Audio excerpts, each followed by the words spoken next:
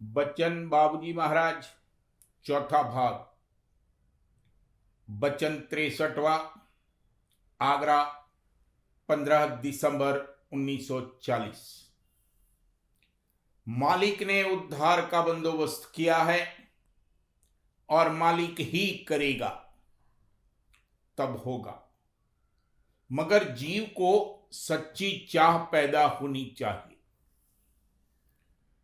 मालिक ने आप सुरत को इस देश में भेजा है, यानी मालिक के हुक्मों से सुरत इस देश में उतर कर आई है और मालिक ने ही उसको वापस ले जाने का बंदोबस्त किया है। मगर सुरत ने आकर मन का आपा धारण किया है और जिस वक्त आपे की कार्रवाई प्रबल और मुख्य रूप से हो रही हो और सुरत सोई हुई पड़ी हो, उस वक्त मालिक सरीह तौर पर दखल नहीं देता, यानी अवतार धारण करके पूर्ण उद्धार की कार्रवाई नहीं जारी फरमाता।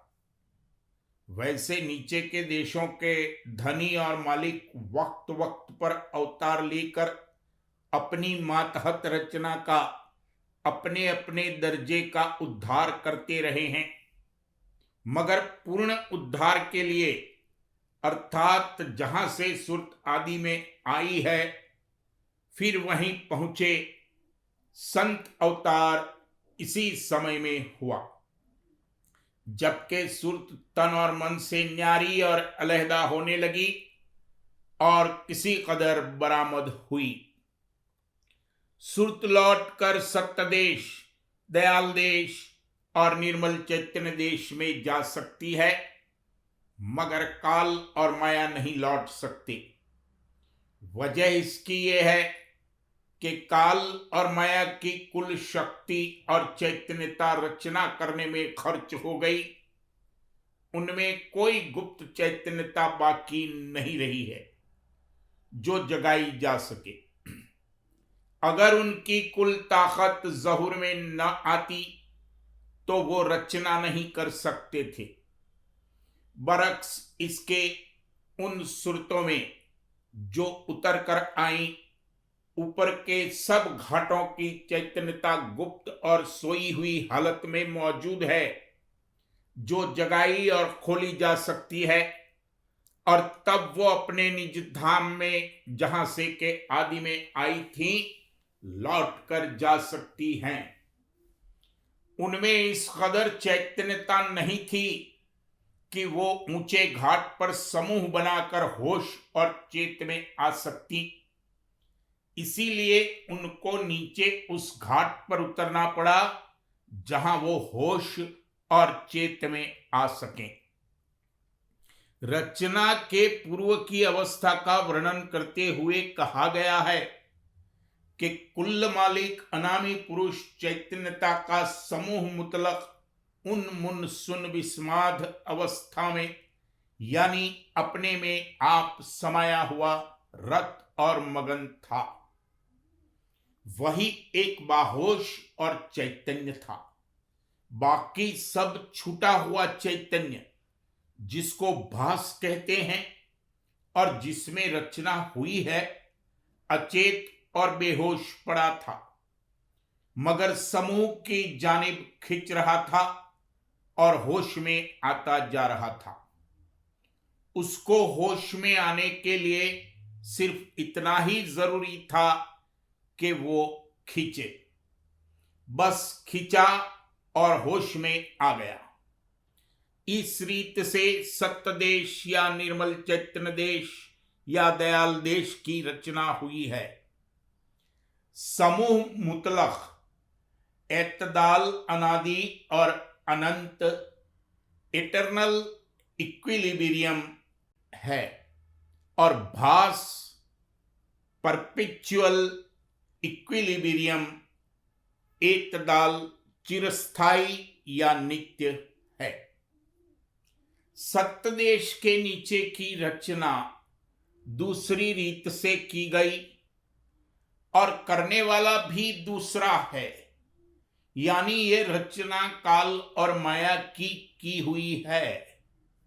मगर इस कहने से ये नहीं समझना चाहिए कि इस रचना में मालिक का हाथ नहीं है। अंतर्गत प्रेरक और कर्ता तो वही मालिक की मौज है और मालिक की ताकत से ही रचना हुई, मगर काल और माया द्वारा की गई। सप्तदेश के नीचे से, जहां से के बहिर्मुख शक्ति उत्पन्न हुई, सब चीजें बदल गई, मगर मालिक की चैतन्य अंश कुल रचना में सब जगह मौजूद है। अगर न होती तो कोई रचना या वजूद ही नहीं हो सकता था। मन और माया बिना चैतन्य की मदद के रचना नहीं कर सकते हैं। काल मन पैदा करता है और माया काया यानी देह बनाती है, मगर जान जो के सुर्त है वो ऊपर से आती है। ब्रह्मांड में चैतन्य प्रधान और मन व माया उसके अधीन हैं। पिंड देश में मन और माया प्रधान है और चैतन्यता उनके अधीन है। ब्रह्मांड देश स्टेबल इक्विलिब्रियम यानी स्थायी एतदाल में है, मगर वो परपेचुअल इक्विलिब्रियम यानी नित्य नहीं है। पिंड देश अनस्टेबल इक्विलिब्रियम यानी अस्थाई और अनित्य है। अनामी पुरुष सोतपोत है। सोतपोत से सिंध और सागर बना, सिंध से लहर उठी और सप्तदेश की रचना हुई। लहर से बूंद आई और ब्रह्मांड देश की रचना हुई। बूंद की भी खफीफ सी बूंद पिंड देश है। पिंड देश के मध्य में हमारा पृथ्वी मंडल है। ये पृथ्वी हमको बड़ी भारी मालूम होती है, लेकिन कुल रचना के किनके का किनका भी नहीं है। इस किनके में दुख सुख है, वरना ब्रह्मांड में दुख नहीं है। वहां मृत्यु भी नहीं है। मृत्यु सिर्फ पिंड देश में है। यहां पैदाइश में भी दुख होता है और मरने में भी। चैतन्यता का ये स्वाभाविक गुण है कि वो अचेत और बेहोश हालत में नहीं रह सकता। यदि चैतन्यता कम है तो ऊपर नहीं ठहर सकता। अपने घाट पर आकर ठहरेगा और वहां उसको होश आवेगा। बेहोशी से होश के आलम में लाने के लिए रचना की गई है। और इस दृष्टि से अगर देखा जाए तो रचना के एक जरा से हिस्से में जो दुख तकलीफ है, उस पर तर्क और ऐतराज करने और मालिक की समर्थता और दयालुता में कमी नजर आने की गुंजाइश न रहेगी। कोई कोई नादान और मूर्ख लोग दुख तकलीफ की हालत में कहने लगते हैं कि इस दुख तकलीफ भोगने से तो बेहतर था कि पत्थर होते। उनको खबर नहीं है कि बेहोशी में किस कदर तकलीफ है। वही शख्स जो ये कहता है कि हम मर जाएं तो अच्छा है, जब वाकई मौत आती है और बेहोशी के आलम में जाने लगता है, तब जो कुछ होश बाकी रहता है उससे बेहोशी रोकने की चेष्टा और कोशिश करता है, मृत्यु का मुकाबला करता है और उससे जूझता है। मगर जब तन में मौत की धार प्रवेश करती है तब बेहोश हो जाता है। बाद में जोत के सन्मुख जाकर फिर होश आता है, मगर मौत के रास्ते पर जाने से एक बार तो बेहोशी आ ही जाती है और उसकी तकलीफ भोगनी ही पड़ती है। वो जरूरी है। बहुत से कर्म ऐसे हैं जो बिना उस रास्ते पर गए हुए नहीं कट सकते। इसीलिए मृत्यु रखी गई है। मृत्यु के बाद ज्योत के सन्मुख जाकर जीव कौल और करार करता है कि अब मैं मालिक की भक्ति कमाऊंगा और ऐसे काम नहीं करूंगा जिनसे फिर मृत्यु की मुसीबत भोगनी पड़े। मगर जो कुछ आरजुएं और चाहें बाकी रहती हैं, उनका नीचे की जानिब झोंका और झुकाव और खिंचाव इस कदर जबरदस्त होता है कि ज्योत के सन्मुख ठहर नहीं सकता, नीचे गिरता है और फिर योनिवास करता है और उस कौल करार को भूल जाता है। मगर दूसरी योनि में जो कार्रवाई करेगा वो पिछले तजुर्बात के नतीजे के मुताबिक होगी। इस तरह हर मौत के बाद कुछ न कुछ कर्म हल्के होते हैं और आगे के लिए कार्रवाई निश्चित होती है। अक्सर लोग हंसी उड़ाया करते हैं और कहते हैं कि ये सब कहानी और किस्सा है, मगर संतों ने जो वर्णन किया है वो सब सत्य है। बार बार जन्म लेने और मरने से बहुत काल में जाकर ये तजुर्बा पैदा होगा कि मन का आपा और माया की काया धारण करके जो कुछ हमने किया सब बिगाड़ा, हमको असली और दवामी सुख नहीं प्राप्त हुआ।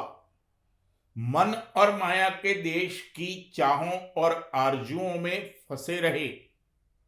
यहां की विद्या, धन दौलत वगैरह जो कुछ हमने हासिल किए सब अधोगति में ले जाने वाले हैं। इस देश की विद्या अविद्या है। इस तरह के तजुर्बे होने पर जीव खुद ब खुद अपनी मर्जी से चाहेगा और मालिक से प्रार्थना करेगा कि हमसे भक्ति और परमार्थ कराइए।